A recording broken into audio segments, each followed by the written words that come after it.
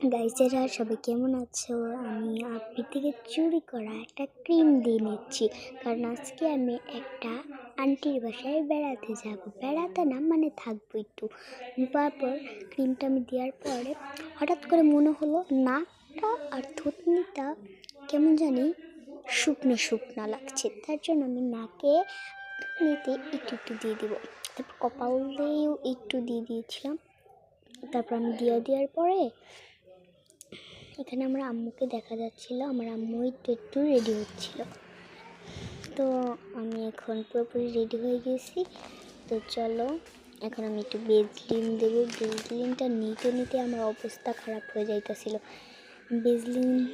আমি এই বেজলিনটাই সবসময় ইউজ করি। আজকে আমি পুরো একটা ব্লগ নিয়ে, তো এই ব্লগগুলো যদি আরও কেউ দেখতে চাও এরকম ব্লগ, প্লিজ কমেন্ট করো। আর ইউটিউব যদি এইগুলো পছন্দ করে তাহলে আমি আরও ভিডিও দিব। আর আমি বেজলিনটা দেওয়ার পরে আমি ভিডিওটা এই পর্যন্ত রাখছি। সবাই ভালো থেকো, সুস্থ থাকো, অনেক আশা করি ভালো থাকবে তোমরা।